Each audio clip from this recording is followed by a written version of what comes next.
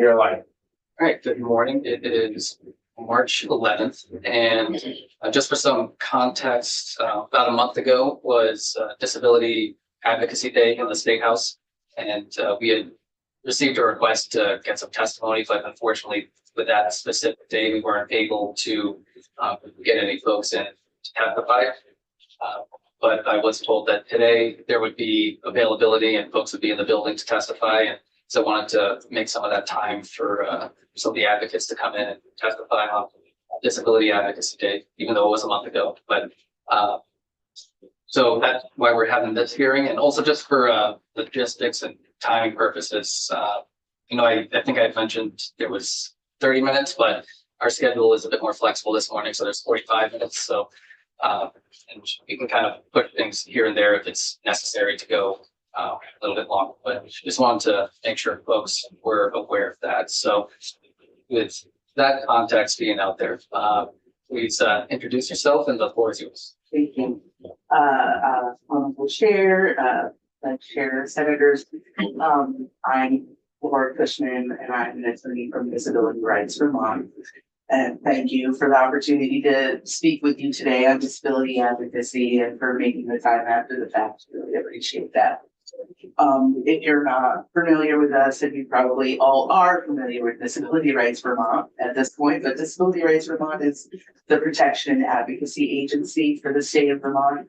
The protection and advocacy system is a nationwide network of federally mandated, nonprofit, legal organizations advocating for the rights of people with disabilities.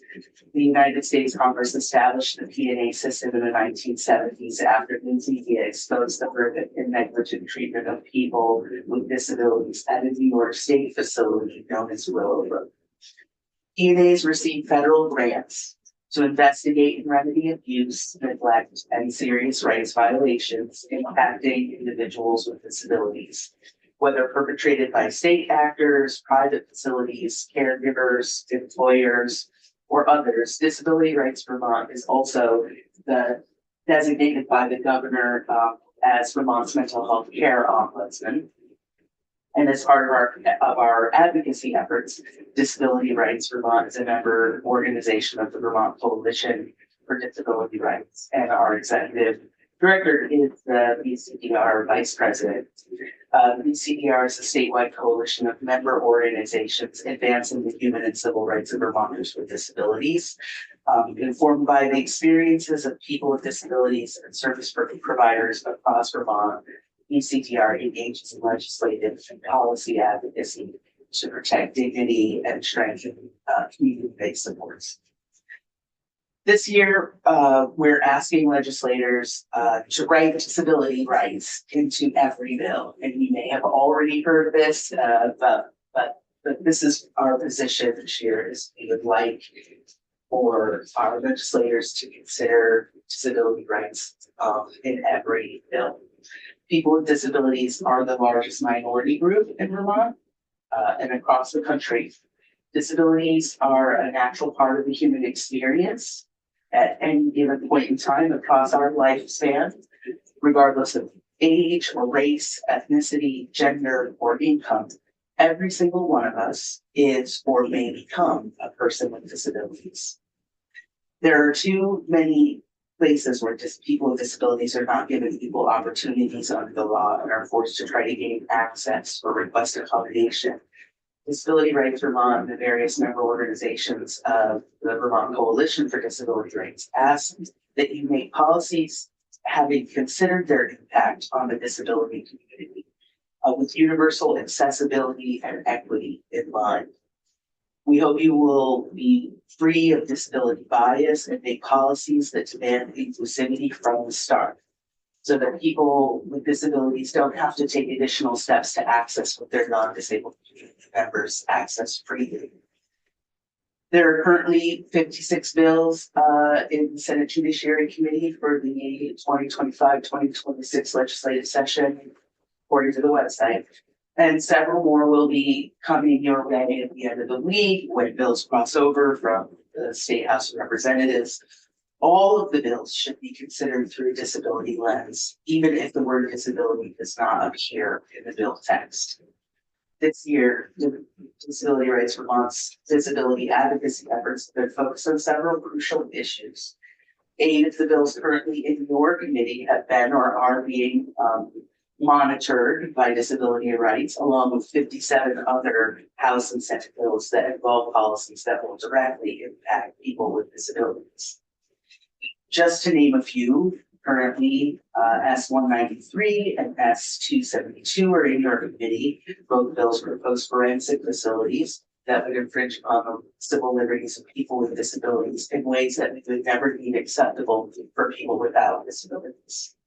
I will be providing additional testimony regarding S-193 to your committee later today.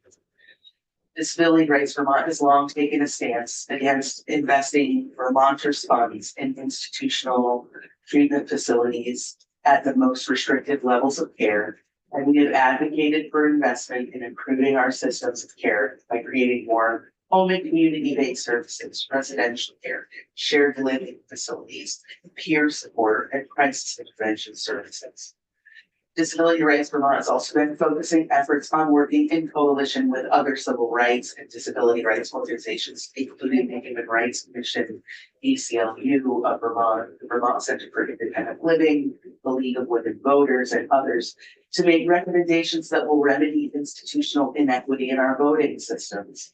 Vermont's failed to ensure that all Vermonters can access every opportunity to vote. For those who don't know, according to an MIT election and data science lab, Vermont is ranked 49th in the US in disability access to the vote. And disability access performance as Vermonters with disabilities are deterred from voting and incapable of accessing local elections. This is a shameful statistic. If the committee is asked to weigh in on accessibility in voting, or S-298, which proposes the Vermont Voting Rights Act, we hope you will insist on an act that is truly inclusive to protect the rights of all Vermont voters. Vermonters with disabilities are disproportionately experiencing the impacts of our housing crisis. As our federal government moves away from the housing first model and calls for increased institutionalization and involuntary commitment, shifts federal funding towards cities that ban urban camping, loitering, and public drug use, and directs federally funded agencies to engage in practices that infringe upon our civil rights. We would ask that your committee responds by only approving policies that do not target the poor, the unhoused, and the disabled. We are advocating for an anti-cruelty to Vermonters experiencing homelessness act as proposed by H 885, an act relating to the use of public lands by individuals for life-saving activities. We are also joining in coalition with the ACLU, Vermont Legal Aid, and Homelessness Vermont, and others, advocating in opposition to H772, an act relating to residential rental agreements and eviction procedures, etc., which proposes to make dramatic changes to court scheduling, evidentiary standards, and due process protections in landlord-tenant disputes. Although this bill is currently in House General and Housing Committee, we strongly believe, given the proposed changes to the judicial process, that both House and Senate Judiciary committees should weigh in and oppose this bill. Finally, we've been advocating for protection against discrimination for parents with disabilities, like that proposed by H315, an act relating to non-discrimination concerning a parent with a disability. TRVT firmly believes this legislation is long overdue and is grateful for the introduction of this bill. The right to parent is a fundamental liberty interest of all people, including people with disabilities. Under the U.S. Constitution, decisions to terminate parental rights based on the presumption that a parent is unfit because they are differently able or have a psychiatric disability is a violation of the constitutional due process and the Americans with Disabilities Act. At every stage of the child welfare process and engagement with DCF, there's an unequal representation of parents with disabilities. Regardless of the ADA's ban of disability-based discrimination, there is a higher likelihood that a parent with disabilities will be reported to DCF. that their cases will be substantiated, their children will be removed from their custody, and even that their parental rights will be terminated. Caseworkers and judges with the best intentions to protect children and preserve families can be biased in their beliefs that disability is a per se barrier to parenting. H315 is currently before the House Committee on the Judiciary and may not advance during this legislative session. Should it come before your committee, we hope that you would receive your thoughtful consideration and support. I mentioned these advocacy efforts with relation to this small handful of bills to simply illustrate that so much of your decision making has a direct effect on the daily lives of disabled Vermonters, whether you think about it that way or not. So while you are considering each bill before you, DRET asks that you think about the impacts that each will have on our community members, those with mental health conditions or other disabilities, and those without disabilities. Will all people be impacted equally? Review proposed bills for their disability bias and negative stereotypes while remaining aware of your own, and write disability rights into every bill.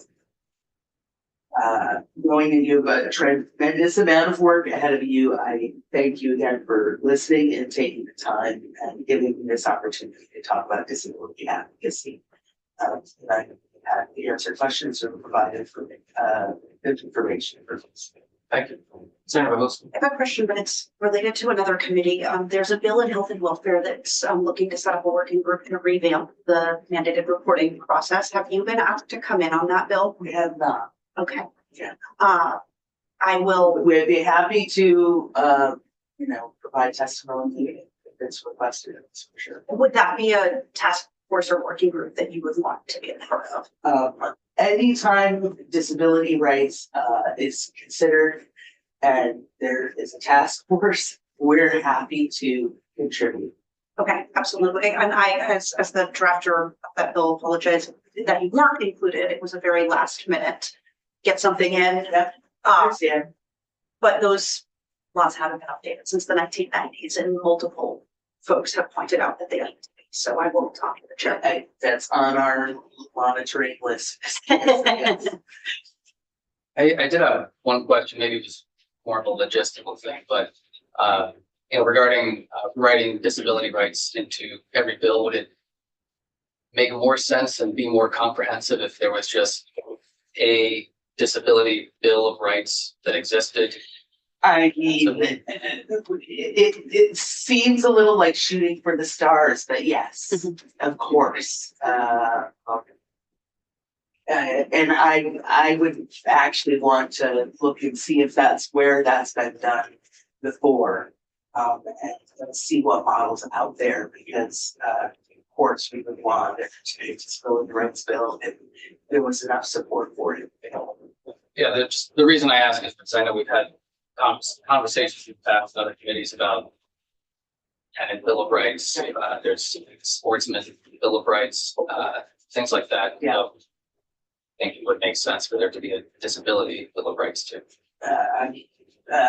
From your mouth to the universe that makes it happen, yes, absolutely. Thank you. Any other questions? Yeah, I have a quick one. Sure. You stated that we were 49th in the nation as far as disability rights, whatever else. Yep. What's the largest obstacle? So what can we do to work with? So one of the biggest issues is that we are very tied to our tradition of town meeting day, and that 68% of our towns still have in-person town meeting day. And so if you're a person with disabilities who say is homebound, you can't get to town meeting, then you're disenfranchised from your right to vote.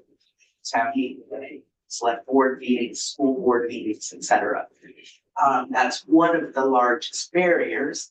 And there are some what might seem like simple solutions, like making that every election can be cast through Australian ballot, would eliminate a lot of that disenfranchisement for people who can't be at their town meeting polling place on town meeting day. But that's not only disabled voters. I mean, I will say, obviously, I'm here to talk about disability advocacy, but many people are disenfranchised from that vote because it happens on a Tuesday. And if you've got small children at home, or you're a working person, or obviously a person with disabilities, you can't get to town meeting day. So we've got like something like 2% of our voters show up at town meeting day, making the decisions for our whole communities. And Australian ballot would be one way to reduce that number and engage our disabled community in voting on town meeting. Thank you. And I could provide you with the MIT website so you can see those statistics yourself if you'd like. Thank you. Thank you. And we'll see you at around. You'll see me soon again. So next up we have, sorry if I mispronounced these names, Nayla Rovinsky. Did I get it right? It's Naila, it's a hard one. Good morning. Thank you for the opportunity to testify today. My name is Naila Rovinsky. I work with Mad Freedom Advocates, which is an organization that advances the rights of psychiatric survivors and other people marginalized by the mental health system. We work through peer support, public education, and legislative advocacy. I'm a member of the advocacy and education team, and I'm also a patient representative. I support people who are involuntarily institutionalized to understand their rights, file grievances when necessary, and participate meaningfully in decisions about their care. I'm also called to speak here today as a person with lived experience. As a teenager, I was involuntarily institutionalized for 2.5 years. During that time, I experienced improper restraints, forced silence, conversion therapy, and other daily abuses. It was punishment that was masquerading as care, punishment for needing more support. My story is not unique. There are many Vermonters with lived experience of harm within the mental health system here, and our voices deserve to meaningfully guide the policies that affect us. I was invited here by Disability Rights Vermont to speak as part of an extension of Disability Advocacy Day 2026, and through my role in the PAMI Advisory Council, which advises Disability Rights Vermont on protecting the rights of people with mental health challenges. While some people strongly identify with the term psychiatric disability and claim disability as a political and legal identity, others in my community experience or are perceived to experience mental health challenges or extreme states, but do not see themselves as having a disability. Regardless of how we identify, though, state disability policy profoundly impacts our community. For example, anyone in a locked facility voluntarily or involuntarily is considered a vulnerable adult and falls under the protection of Disability Rights Vermont and the Americans with Disabilities Act. People experiencing mental health crises are routinely locked in facilities in the name of care and denied the same rights to bodily autonomy and self-determination afforded to others. Whether or not we claim the label of disability, we are often faced with the same challenges of being treated as incapable by the state and the state's policies around support and treatment. The theme of this day, as Laura has said, is right disability policy in every bill. This means that people with disabilities or mental health challenges should be consulted to think through legislation early, before harm is baked into policy. When lived experience perspectives are included at the beginning of the legislative process, policymakers can avoid unintended consequences that restrict rights, expand institutionalization, or deepen inequities. We welcome the opportunity at Mad Freedom Advocates to run bills by lived experience advocates who understand how these policies play out in real people's lives. This theme feels especially important in this committee today, since there is a potential vote on the table for S-193, an act relating to establishing a forensic facility for certain criminal justice involved persons. I want to speak to a portion of the bill language here. This bill states, a placement of a person at the forensic facility shall be for an indeterminate period and shall not have a specified end date. The person shall not be released until the person establishes by clear and convincing evidence that the person is no longer suffering from a mental disease or defect that upon the person's release would create a substantial risk of bodily injury. to another person or serious damage to the property of the person. When I was institutionalized, I had not been accused or Sorry, convicted. can I just interrupt real quick? Not trying to disrupt your train of thought. I did just want to clarify that, we are talking about S-193 later, at 10 o'clock. And also just so that you're aware, the citation of the language that you're sharing is from a version, I think 5 versions ago. So there have been a lot of substantial changes that have happened over the last couple of weeks. And I know the website is confusing to navigate on the legislature. I have a hard time sometimes as well, but just want to let you know that there have been a lot of changes since it was initially introduced. And the most recent is draft 4.1. If you eventually want to look at that, but just wanted to make that point. Thank you. Would it be helpful for me to continue on that bill and our perspectives on it? Well, not, I'm not trying to be rude, but not exactly, because we're trying to stick to what is on the agenda. If you want to testify on S-193, you're welcome to come back at 10. My understanding from Wilda was that you folks wanted to come in for Disability Advocacy Day. And so that was what we scheduled a few weeks back. But if you want to be on the agenda for a bit later today to talk about the bill, you're welcome to do that if that works for you, if your schedule is free. Yeah, I think that might be beneficial. Okay. But you're still welcome to keep talking about Disability Advocacy Day. Yeah, absolutely.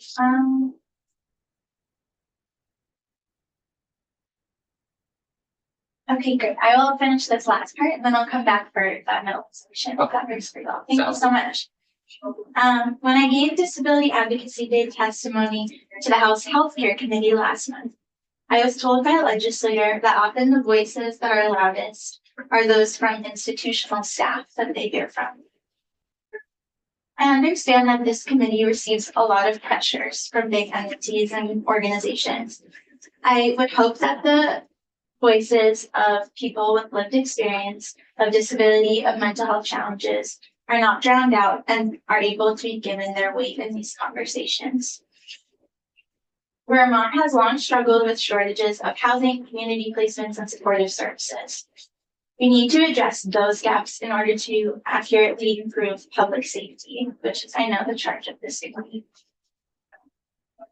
I also want to say that Vermont does have a mental health care problem and a problem in how people with disabilities are treated, but it also has a lot of great programs that are working. However, people can't access them due to long wait lists, workforce shortages, and lack of funding. Some of these organizations are peer respite, such as Alyssum or Rosewood Cottage, mental health urgent care downtown, community centers like Interlude and Another Way, and previously the Pathways Community Center, which I know will be reopening. Failing to address the root causes of harm will only perpetuate the cycle that we're already seeing. We can't solve gaps in the system without through what people with lived experience truly need. It's a clear and timely example. I hope that this committee continues to seek guidance of lived experience experts to build disability policy into every bill this committee considers this session and moving forward. We will continue to fight for investment in less costly community-based supports that help us to feel truly safe and connected. Thank you for your time and the opportunity to come back later to talk a little bit more specifically about that. Thank you. Thank you. And next up, Esme Note. Did I pronounce that right? No, you have to pronounce every letter. Oh, really? So it's Kanopi, Okay, no. no silent letters. Yeah, I guess it feels very hard for me to separate testimony on S-193 and Disability Advocacy Day testimony. Yeah, it feels pretty hard. I'm not sure if it makes sense for me to talk now or if you have more time later, that would be better. It feels like, yeah, but I'm happy to share it now. I think what I have to say is relevant for broader policy and also thinking about what you have on the table right now. So. Okay, yeah, sorry for the confusion there. Yeah, if you want to speak more broadly, and then if you want to testify at bit later today, after 10, you're welcome to do that if you think to F-193. So, yeah, I think what I have to say is about like the idea of, like S-193 is a bill right now, but there's been calls for forensic facilities and other locked facilities like over a lot of time. So I have ideas about, yeah, I can like nominate S-193, but I don't know if that means it's, like, are there more people who want to hear it at 10? Like, I don't know. I'm feeling a little bit confused about. Yeah, no problem. So the block of time for this morning that we're in right now was set up to talk about Disability Advocacy Day. And I understand the connection between 193 and disability advocacy in general.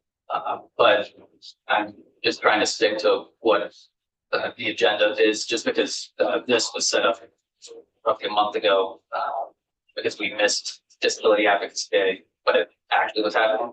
So if you want to come back at 10, I'm happy to have you speak on 193 if that's what you'd like to testify on. Yeah, do you have time for all three of us at 10? Yep, Okay. that's the plan we've got. Okay. Just double check the agenda here. Yes, we'll have plenty of time. I'll do that. Great. Sounds good. Okay. What's your thing, Sim? Yeah. Good. So,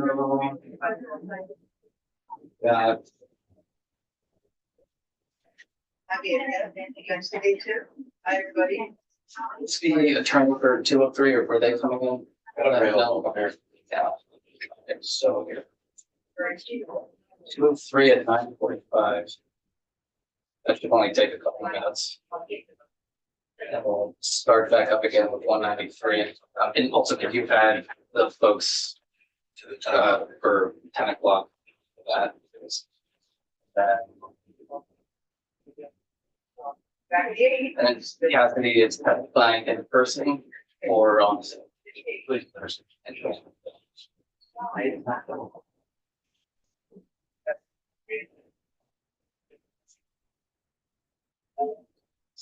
Alright, so we can take a break and then come back at 9:45.